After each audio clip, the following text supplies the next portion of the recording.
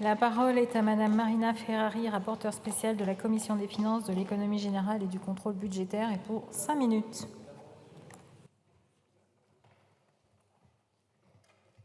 Merci beaucoup. Madame la Présidente, Monsieur le Ministre, Monsieur le Président de la Commission des finances, Monsieur le rapporteur général, Monsieur le Vice-président de la délégation aux collectivités, mes chers collègues.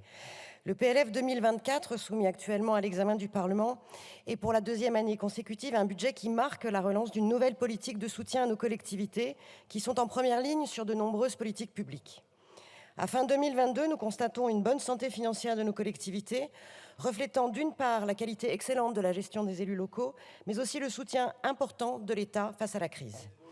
J'ajouterai que les différentes réformes de la fiscalité locale entreprises depuis 2017 ont permis le transfert aux collectivités de fractions de TVA, ressources fiscales très dynamiques.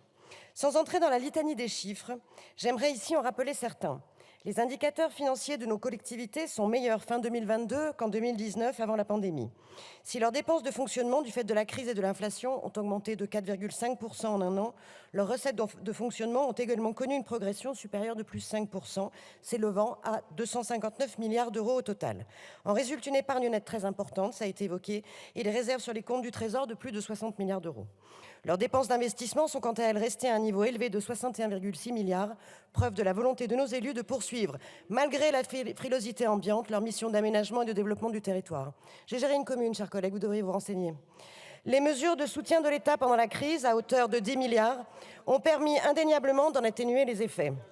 La création du fonds vert de 2 milliards d'euros et l'augmentation très importante de 7% sur les crédits de la mission RCT en 22, s'élevant à 4,6 milliards, a apporté sa pierre à la dynamique d'investissement. Toutefois, cette bonne santé financière globale de nos collectivités ne doit pas cacher les disparités territoriales existantes au sein des différentes strates des collectivités et entre les différentes collectivités entre elles. Ainsi, notre politique doit s'attacher à réduire ces inégalités et à proposer un renforcement de mesures ciblées. Ce projet de budget poursuit les mêmes orientations que celui de l'année précédente, nonobstant l'arrêt de mesures spécifiques liées à la crise en maintenant un soutien important à nos territoires. Ainsi, à périmètre constant, hors mesures exceptionnelles, le PSR de l'État au profit des collectivités s'élèvera à 44,8 milliards d'euros, soit une augmentation de 783 millions. En matière de fonctionnement, après une hausse de la DGF l'an passé, il nous est proposé de l'augmenter à nouveau de 220 millions, ce qui représente une hausse pour 60% des communes concernées. Un ajustement des modalités d'éligibilité à la fraction cible de la DSR concernant le revenu par habitant est par ailleurs proposé dans ce texte. Ceci devrait permettre de réduire d'environ 15% les mouvements entrants et sortants sur cette fraction cible de la DSR. La dotation pour la protection de la biodiversité et la valorisation des aménités rurales, qui est chère à Joël Giraud, atteindra 100 millions d'euros, cela a été évoqué. Et c'est une reconnaissance juste pour la reconnaissance du rôle de la valorisation de nos espaces naturels. Une augmentation de la dotation pour les titres sécurisés à 100 millions d'euros est également à noter. Et enfin, ce texte prévoit la compensation des pertes liées à la réforme 2023 de la TLV, 25 millions d'euros pour le bloc communal et 4 millions d'euros pour l'intercommunalité, engagement tenu. En matière d'investissement, le PLF 24 soutient et poursuit les efforts de l'État, avec le maintien à un niveau très haut de 2022 des dotations d'investissement, DETR, DSIL et DSID, la pérennisation du fonds vert et son augmentation à 2,5 milliards d'euros, la correction d'un héritant pour nos élus locaux avec la réintégration, ça a été évoqué, des dépenses d'aménagement de terrain dans le FCTVA pour un montant de 250 millions d'euros, qui était une mesure très attendue, et la matérialisation concrète du plan France Ruralité avec 90 millions qui vient simplifier et regrouper les zonages au sein de France Ruralité Revitalisation. Les crédits de la NCT seront d'ailleurs renforcés pour procéder au recrutement de 100 chefs de projet sur le programme Village d'avenir.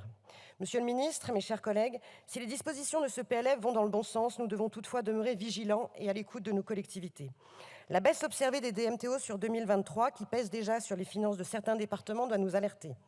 Aussi, le soutien de l'État doit demeurer massif et une attention particulière doit demeurer, notamment sur la question de la construction et du logement. Nos élus doivent être accompagnés et nous appelons de nos vœux un soutien aux maires bâtisseurs.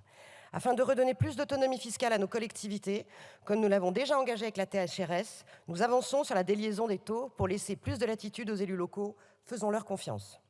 Poursuivons le renforcement de notre soutien aux investissements en faveur de la transition écologique et de l'adaptation au changement climatique et donnons-nous les moyens humains, donnons-les aux opérateurs de l'État pour ce faire. Nous ferons des propositions en ce sens. Face aux catastrophes climatiques, Réfléchissons à l'évolution du fonds Barnier. Et enfin, pour mieux coller à certaines réalités territoriales, nous proposerons avec Joël Giraud des ajustements concernant la DSIL sur le volet infrastructure de massif. Enfin, engageons le budget vert, avançons sur la dette verte de nos collectivités et offrons-leur les moyens stables et prévisibles pour les accompagner dans la définition de leur plan pluriannuel d'investissement et dans leurs projets de territoire. Je vous remercie. Merci, Madame la rapporteure spéciale. La parole est